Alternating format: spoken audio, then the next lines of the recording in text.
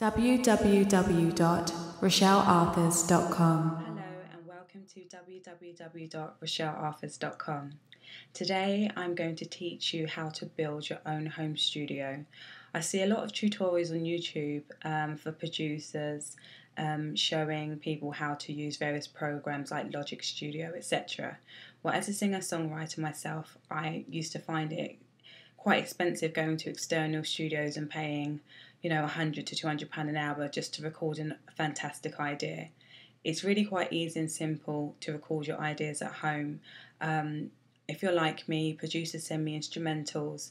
I then put them into Logic and then record my vocal idea and write the full track. And sometimes I'd either mix it myself, being that I'm an experienced vocal producer, or I would send the vocals back to the relevant producer as dry vocals and they will mix it the way they would like to mix it. Well, I'm going to teach you how to build a small home studio at a low cost and show you the basic equipment that you would need. The first thing you will need is a microphone. I currently use the Blue mic. It's a brilliant microphone. It records great vocals and the sound quality is up to par. Behind the microphone I have a SE reflection filter. This helps filter out any sort of airy sounds, and if you're like me and your room contains a window, you may wish to purchase something like this just to help your room be more soundproof. You won't actually need a keyboard if you're like me and you record vocals. However, if you want to develop your creativity, I would definitely suggest you get a Yamaha keyboard, because it's great if you want to use this with Logic Studio or GarageBand. I would definitely recommend getting one of these if you can afford it. The monitors that I have are by a brand called KRK and they're called Rocket 6s. You will find that a lot of producers have these monitors in their studio.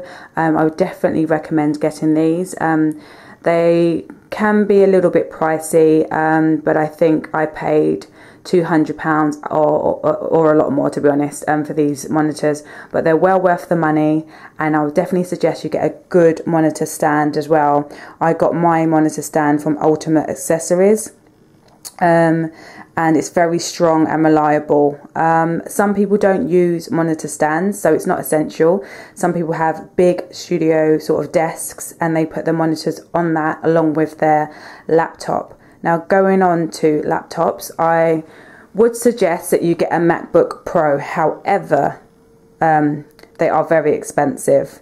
I used to use a HP laptop many years ago when I used Pro Tools as my main program to record vocals, etc. Nowadays, a lot of people use MacBook Pro, but again, it's not essential. But if you're using Logic Studio or GarageBand, I would definitely recommend you get a MacBook Pro. The next thing you need would be headphones. I currently use AKG headphones because they're one of the best on the market, and no one likes sound bleeding from their headphones when they're recording. So if you can afford it, I would suggest you get some headphones from this brand. Otherwise, another brand I would suggest are Sennheisers. They're very good headphones, and you can get those for a reasonable price. The next thing is one of the most essential things you'll need for a home studio, and that is a Focusrite audio interface. Again, this is just a brand I use. It's called the Focusrite Scarlett 18i6, but you don't need to have this type of audio face. There's many on the market, like the Avid, Mbox, and various other interfaces. But if you want a good one, an award-winning brand, I definitely suggest you get a Focusrite audio interface. An external hard drive. I have a 1 terabyte external hard drive because I record a lot of music and I don't want to risk losing any of my tracks, whether or not I have a great MacBook Pro or not.